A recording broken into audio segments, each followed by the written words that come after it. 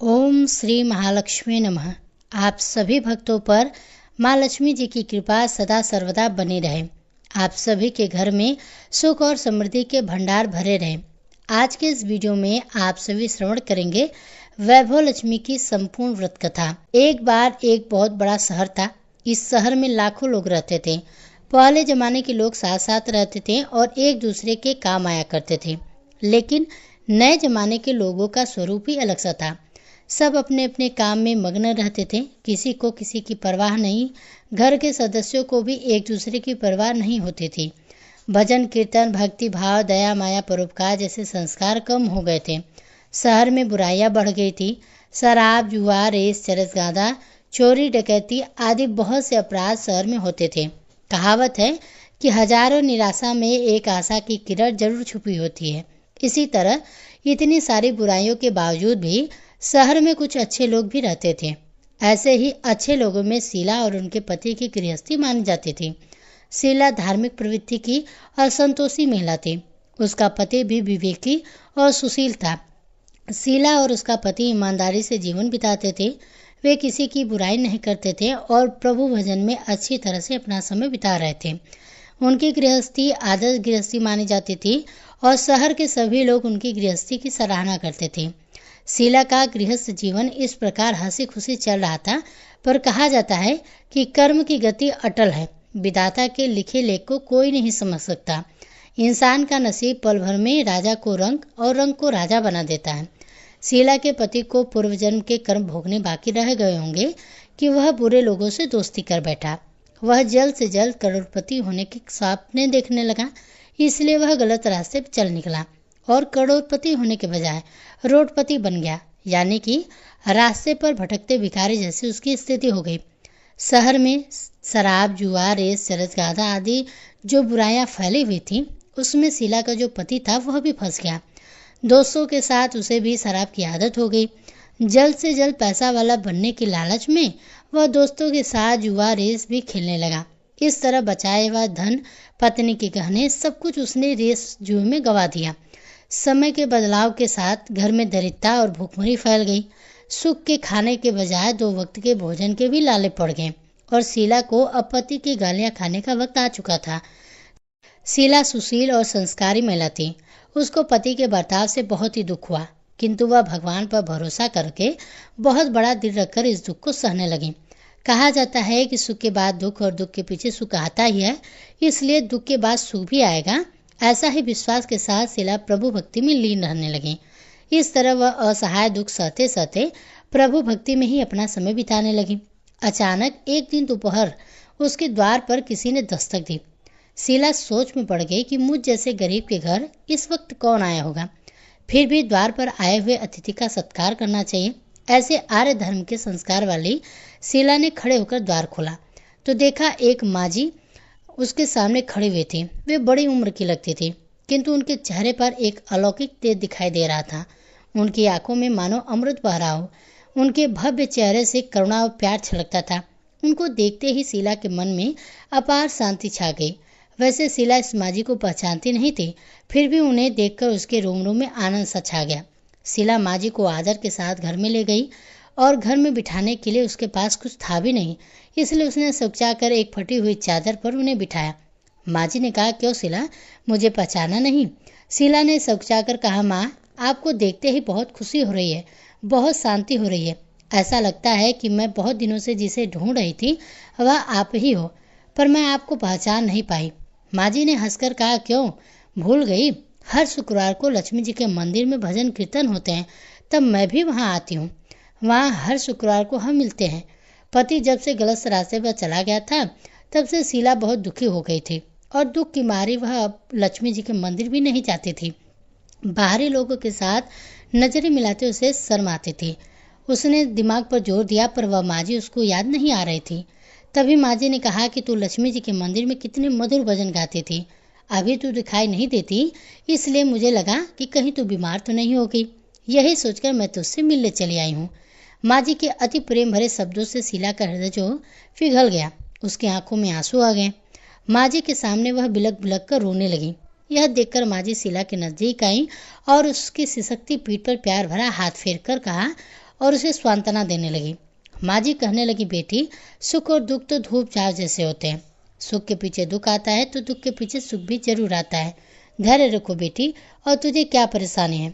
अपने दुख की बात मुझे सुना, तेरा मन भी हल्का हो जाएगा और तेरे दुख का कोई उपाय भी मिल जाएगा। माँ जी की बात को सुनकर शीला के मन को शांति मिली और उसने माँ जी से कहा, माँ जी मेरी गृहस्थी में भरपूर सुख और खुशियाँ थी। मेरे पति भी सुशील थे। अचानक हमारा भाग्य हमसे रूठ गया। मेरे पति बुरी संगति में फंस गए और बुरी आदतों के शिकार हो गए और अपना सब कुछ गवा बैठे। अब हम रास्ते के भिखारी जैसे बन गए हैं। यह सुनकर माँ जी ने कहा, ऐसा कहा जाता है कि कर्म की गति न्यारी होती है। हर इंसान को अपने कर्म भुगतने ही पड़ते हैं। इसलिए बेटी तू चिंता मत कर, अब तुम कर्म भुगत चुकी हो, अब तुम्हारे सुख के दिन अवश्य आएंगे। तू तो माँ लक्ष्मी जी की भक्त है। माँ लक्ष्मी जी तो प्रेम और करुणा के अवतार हैं। वे अपने भक्तों पर हमेशा ममता रखती हैं। इसलिए तू धैर्य रखकर माँ वैभव लक्ष्मी जी का व्रत कर, इससे सब कुछ ठीक हो जाएगा। माँ लक्ष्मी जी का व्रत करने की बात को सुनकर शीला के चेहरे पर चमक आ गई। उसने माँ से पूछा, माँ लक्ष्मी जी का व्रत कैसे किया जाता है? वह मुझे समझाइए, मैं यह व्रत अवश्य करूँगी। माँ जी बोली, बेटी महालक्ष्मी जी का व्रत बहुत ही सरल है। उसे वर लक्ष्मी व्रत या वैभव लक्ष्मी व्रत भी कहा जाता है। यह व्रत करने वाले की सब मनोकामनाएं पूर्ण होती हैं। वह सुख संपत्ति और यश को प्राप्त करता है। ऐसा कहकर माँ जी वैभव लक्ष्मी व्रत ही कहने लगी। बेटी वैभव लक्ष्मी व्रत वैसे तो सीधा सादा व्रत है, किंतु लोग इस व्रत को गलत तरीके से करते हैं, इसलिए उसका फल नहीं मिलता है। कई लोग कहते हैं कि सोने की गहने की हल्दी कुमकुम से पूजा करो, बस व्रत हो गया। पर ऐसा नहीं है। कोई भी व्रत शास्त्रीय विधि से करना चाहिए, तभी उसका फल मिलता है। सच्ची बात यह है कि सोने के गहनों का विधि से पूजन करना चाहिए। व्रत की उद्यापन विधि शास्त्रीय विधि के मुताबिक ही करना चाहिए। यह व्रत शुक्रवार को करना चाहिए। प्रातःकाल स्नान करके स्वच्छ कपड़े पहनो और सारा दिन जय माँ लक्ष्मी का स्मरण करते रहो। किसी की शिकायत नहीं करना चाहिए। शाम को पूर्व दिशा की ओर मुख करके आसन पर बैठ जाओ। सामने चौकी रखकर उस पर रुमाल रखो। रुमाल पर चावल का ढेर रखो और उस ढेर पर पानी से भरा तांबे का कलश रखकर कलश पर एक कटोरी रखो। उस कटोरी में एक सोने का गहना रखो। सोने का ना हो तो चांदी का भी चलेगा, चांदी का ना हो तो नगद रुपया भी चलेगा। बाद में घी का दीपक जलाकर धूप जलाकर रखो। महालक्ष्मी जी के बहुत स्वरूप हैं और महालक्ष्मी जी को श्रीयंत ही अत्यंत प्रिय है। इसलिए वैभव लक्ष्मी व्रत में पूजन विधि करते समय सबसे पहले श्रीयंत और लक्ष्मी जी के विविध स्वरूपों का सच्चे हृदय से दर्शन करो। उसके बाद लक्ष्मी स्तवन का पाठ करो। बाद में कटोरी में रखे हुए गहने या रुपये को हल्दी कुमकुम और चावल चढ़ाकर पूजा करो। लाल रंग का फूल चढ़ाओ। शाम को कोई मीठी चीज बनाकर उसका प्रसाद रखो। अगर ना हो तो शक्कर या गुड़ भी चल सकता है। फिर आरती करके 11 बार सच्चे मन से जय माँ महालक्ष्मी बोलो। बाद में 11 या 21 शुक्रवार को व्रत करने का दृढ़ संकल्प माँ के सामने करो और आपकी जो भी मनोकामनाएं हैं वह पूरी करने का माँ लक्ष्मी से विनती करो। फिर माँ का प्रसाद बांट दो और थोड़ा प्रसाद अपने लिए रख लो। अगर आप में शक्ति हो तो सारा दिन उपवास रखो और सिर्फ प्रसाद खाकर शुक्रवार का व्रत करो। यदि शक्ति ना हो तो एक बार शाम को प्रसाद ग्रहण करते समय भोजन कर लो। अगर थोड़ी भी शक्ति ना हो तो 2 बार भोजन भी कर सकते हो। बाद में कटोरी में रखा गहना या रुपया ले लो। कलश में रखा जल किसी पौधे में डाल दो और चावल पक्षियों को डाल दो। इस तरह शास्त्रीय विधि से व्रत करने से उसका फल अवश्य मिलता है। इस व्रत के प्रभाव से सब प्रकार की विपत्ति दूर होकर आप आदमी धनवान बन जाता है। संतान ना हो जिसे, उसे संतान की प्राप्ति होती है। सौभाग्यवती स्त्री का सौभाग्य खंड रहता है। कुंवारी लड़की को मनभावन पति मिलता है। शीला यह सुनकर प्रसन्न हो गई और फिर पूछा, माँ जी आपने वैभव लक्ष्मी व्रत की जो शास्त्रीय विधि बताई है वैसे तो मैं अवश्य करूंगी, किंतु उसकी उद्यापन विधि किस प्रकार से करनी चाहिए यह भी कृपा करके कहिए। माँ जी ने कहा, 11 या 21 जो भी व्रत मन्नत मानी हो उतने शुक्रवार या वैभव लक्ष्मी व्रत पूरी श्रद्धा और भावना से करना चाहिए। व्रत के आखिरी शुक्रवार को खीर का नैवेद्य रखो। पूजन हर शुक्रवार को जैसे करते हैं वैसे ही करनी चाहिए। पूजन विधि के बाद श्रीफल फोड़ो और कम से कम 7 कुंवारी या सौभाग्यशाली स्त्रियों को कुमकुम का तिलक करके वैभव लक्ष्मी व्रत की एक पुस्तक उपहार में देनी चाहिए। सबको खीर का प्रसाद देना चाहिए। फिर धन लक्ष्मी स्वरूप वैभव लक्ष्मी स्वरूप महालक्ष्मी जी की जो छवि है उसको प्रणाम करें। महालक्ष्मी जी का यह स्वरूप वैभव देने वाला है।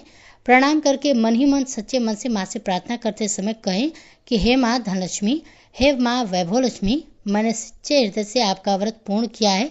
हे माँ, हमारी मनोकामनाएं पूर्ण कीजिए, हम सबका कल्याण कीजिए। जिसे संतान ना हो उसे संतान देना, सौभाग्यशाली स्त्री का सौभाग्य अखंड रखना, कुंवारी लड़की को मन भावन पति देना। आपका यह चमत्कारिक वैभव लक्ष्मी व्रत जो है, जो भी करे उसकी सब विपत्ति को दूर करना। माँ, सबको सुखी रखना। हे माँ, आपकी महिमा अपरंपार है। माँ जी के मुंह से वैभव लक्ष्मी व्रत की शास्त्रीय विधि सुनकर शीला भाव विभोर उठे। उसे लगा मानो सुख का नया रास्ता मिल गया हो। उसने आंखें बंद करके मन ही मन उसी क्षण संकल्प किया कि हे वैभव लक्ष्मी माँ, मैं भी माँ जी के कहे अनुसार श्रद्धा पूर्वक शास्त्रीय विधि से वैभव लक्ष्मी 21 शुक्रवार तक करूंगी और व्रत के शास्त्रीय रीति अनुसार उद्यापन भी करूंगी। शीला ने संकल्प करके जब आंखें खोली तो सामने कोई नहीं था। वह हैरान हो गई और माँ जी कहाँ गई? वह माँ जी और कोई नहीं था बल्कि साक्षात माता लक्ष्मी ही जी थी। शीला लक्ष्मी जी की भक्त थी, इसलिए अपने भक्त को रास्ता दिखाने के लिए माँ लक्ष्मी देवी माँ लक्ष्मी का रूप धारण करके माँ जी का रूप धारण करके शीला के पास आई थी। दूसरे दिन शुक्रवार था। प्रातःकाल स्नान करके स्वच्छ कपड़े पहनकर शीला मन ही मन श्रद्धा और पूरे भाव से जय माँ लक्ष्मी का मन ही मन स्मरण करने लगी। सारा दिन किसी की शिकायत नहीं की। शाम हुई तो हाथ पांव मुंह धोकर शीला पूर्व दिशा की ओर मुख करके बैठ गई। घर में पहले से सोने के बहुत से गहने थे, पर पति गलत रास्ते पर चलकर सोने के जो भी गहने थे उसको गिरवी रख दिए, पर नाक की कील बच गई थी। नाक की कील निकाल कर उसे धोकर शीला ने कटोरी में रख दी। सामने पाटे पर रुमाल रखकर मुट्ठी भर चावल का ढेर किया। उस पर तांबे का कलश रखकर उसमें जल भरा। उसके ऊपर कील वाली कटोरी रखी। फिर विधि पूर्वक बंधन और स्तन पूजन वगैरह करके घर में थोड़ी शक्कर थी वह प्रसाद के रूप में रखकर वैभव लक्ष्मी व्रत किया। यह प्रसाद उसने पहले पति को खिलाया। प्रसाद खाते ही पति के स्वभाव में फर्क पड़ गया। उस दिन उसने शीला को मारा नहीं, सताया नहीं। शीला को बहुत आनंद हुआ। उसने मन में वैभव लक्ष्मी व्रत के प्रति श्रद्धा और भी बढ़ गई। शीला ने पूर्ण श्रद्धा भक्ति से 21 शुक्रवार तक व्रत किया। 21वें शुक्रवार को विधि पूर्वक उद्यापन विधि करके 7 स्त्रियों को वैभव लक्ष्मी व्रत की 7 पुस्तकें उपहार में दी। फिर माता लक्ष्मी जी के धन लक्ष्मी स्वरूप की छवि को बंधन करके भाव से मन प्रार्थना करने लगी कि हे माँ धनलक्ष्मी, मैंने आपका वैभव लक्ष्मी व्रत की जो मन्नत मांगी थी वह व्रत आज पूर्ण किया। हे माँ, मेरे हर विपत्ति को दूर करो, हम सबका कल्याण करो। जिसे संतान ना हो उसे संतान देना, सौभाग्यशाली स्त्रियों को सौभाग्य अखंड रखना, कुंवारी लड़की को मन भावन पति देना। जो कोई आपका यह चमत्कारिक वैभव लक्ष्मी व्रत करे उसकी सब विपत्ति को दूर करना, सबको सुखी करना। हे माँ, आपकी महिमा अपार है। ऐसा बोलकर लक्ष्मी जी के धन लक्ष्मी स्वरूप की छवि को उसने प्रणाम किया। इस तरह शास्त्रीय विधि से शीला ने व्रत किया और तुरंत ही उसे उसका फल मिला। उसका पति सही रास्ते पर चलने लगा और अच्छा आदमी बन गया और कड़ी मेहनत करके वह व्यवसाय करने लगा। धीरे धीरे समय बदला और उसने शीला की गिरवी रखे गहने छुड़ा लिए। अब घर में धन की बाढ़ सी आ गई। घर में पहले जैसी सुख शांति छा गई। वैभव लक्ष्मी व्रत का प्रभाव देखकर मोहल्ले की दूसरी स्त्रियां भी शास्त्रीय विधि से वैभव लक्ष्मी व्रत करने लगी। हे माँ धनलक्ष्मी, आप जैसे शीला पर प्रसन्न हुई उसी तरह आपका व्रत करने वाले सब पर प्रसन्न होना, सबको सुख शांति देना। जय माँ धनलक्ष्मी। भक्तों, आशा करते हैं आज की ये व्रत कथा आप सभी को पसंद आई होगी। पसंद आई हो तो वीडियो को लाइक कीजिएगा। साथ ही इसी तरह व्रत कथाओं को सुनने के लिए हमारे चैनल को सब्सक्राइब भी जरूर कीजिएगा।